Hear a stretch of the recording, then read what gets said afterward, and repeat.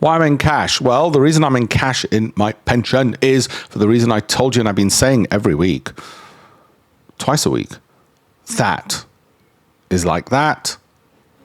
And that's what happened last time. Doesn't guarantee to happen again. It might turn out like this, short and sharp. We don't know. We'll have to wait and see. But I don't need to make that decision today. So I'll keep holding cash today.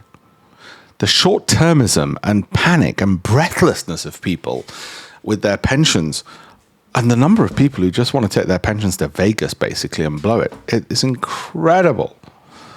Far better to have a bit of data, a bit of perspective, and a bit of calm. Things turn around statistically, historically. Certainly they have done from the advent of the stock market. It isn't guaranteed they ever will. Maybe the market will never rise again.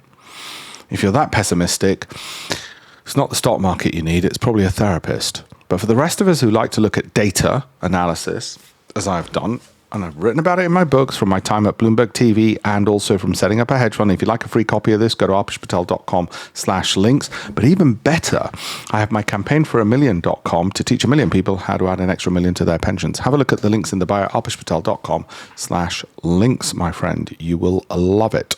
Thank you very much.